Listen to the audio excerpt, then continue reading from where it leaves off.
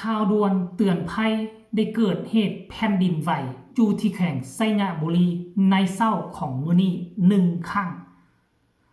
กราบทักทายสบายดี FC ทุกท่าน FC ทุกคนเนาะมาพบมาพอกับค่อยเจ๋เบาลาวในช่องความเสื่อมื้อนี้และคลิปนี้มีเรื่องราวข้อมูลข่าวสารเกี่ยวกับ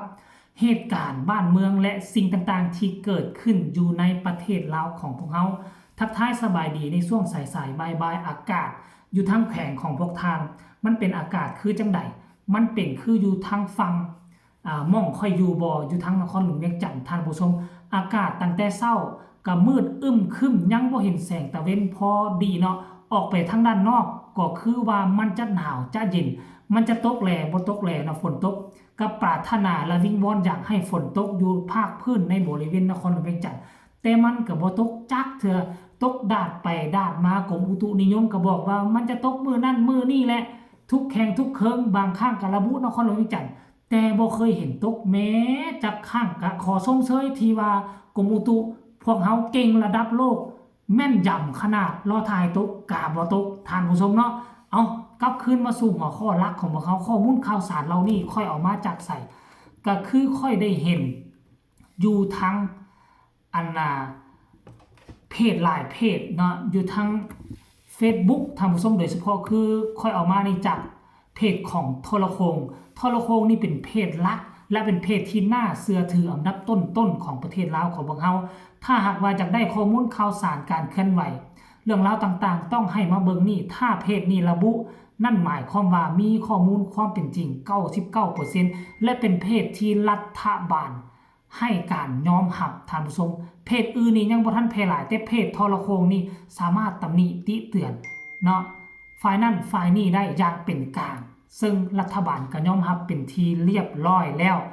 ถือว่าเป็นกระบอกเสียงอันนึงที่ต่างหน้าให้ประชาชนลาวเฮาแต่ว่าในคลิปนี้จะบ่เว้าเรื่องนั้นท่านผู้ชมบ่ให้ไปกระทบกระทั่งผู้ใดมื้อนี้มันเกิดเหตุแผ่นดินไหวเฮาฮู้แหละ 2-3 มื้อหลังนี้เกิดเหตุแผ่นดินไหวอย่างรุนแรงอยู่ที่ประเทศพม่า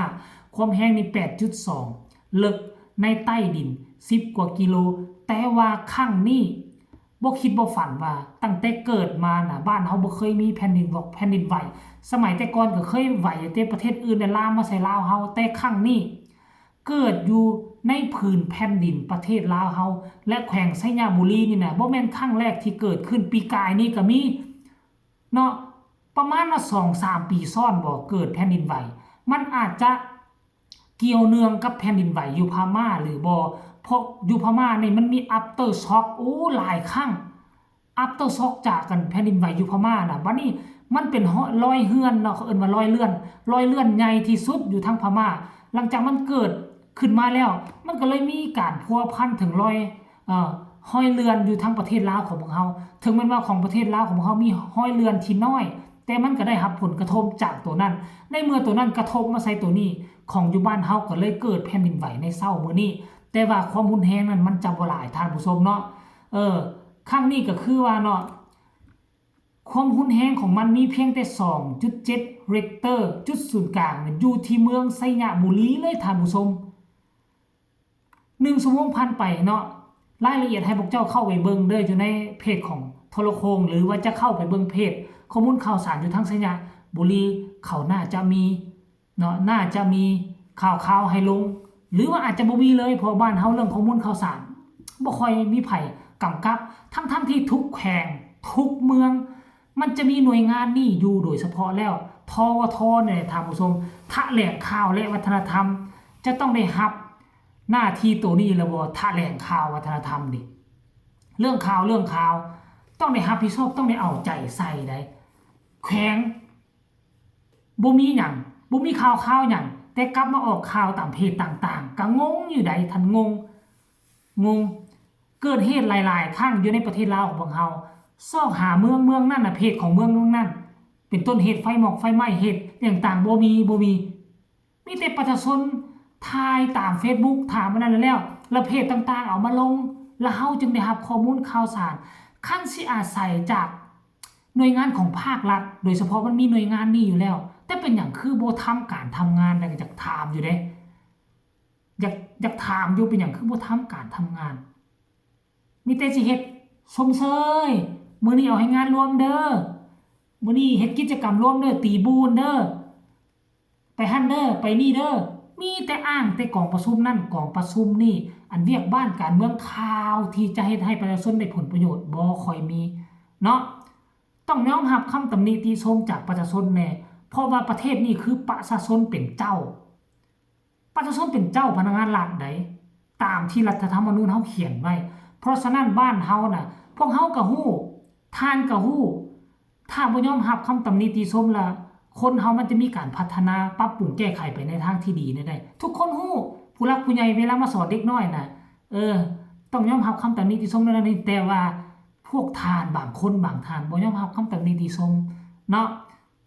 กลับคืนเข้ามาสู่นะท่านผู้ชมเขาบอกว่าเนี่ยนะของวันที่1เมษายนของตอนเช้าเวลา 8:31 นาทีเกือบ32นาทีละแมนมีเนาะมีแผ่นดินไหวตามการรายงานท่านผู้ชมตามการรายงานมันเกิดแผ่นดินไหวจากศูนย์ข้อมูลข่าวสารแผ่นดินไหวแห่งชาติผู้ใด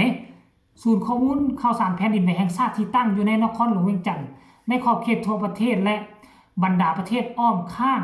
และสถานีกวดจับแผ่นดินไหว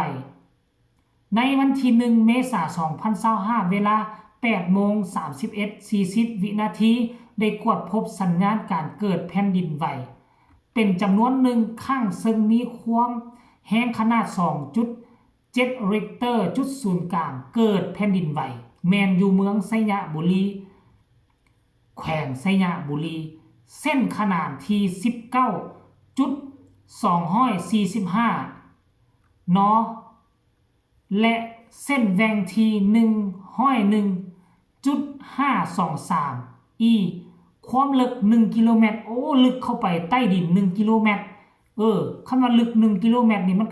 ก็ได้รับรู้ถึงความสั่นไหวอยู่ได้นะท่านผู้ชมเนาะผลกระทบเนาะบัดนี้ผลกระทบคนทั่วไปบ่รู้สึกมันน้อยโพดแต่เครื่องวัดแทกพบสัญญาณกรมอุตุนิยมและอุทกศาสตร์เฝ้าระวังและติดตามการเกิดแผ่นดินไหว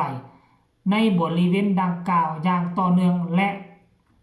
ขอให้ติดตามข้อมูลข่าวสารจากกรมอุตุนิยมและอุทกศาสตร์โอ้ยโชคดีที่บ่มีรู้สึกหยัง 2.7 ริกเตอร์ลึกเข้าไป1กิโลเมตร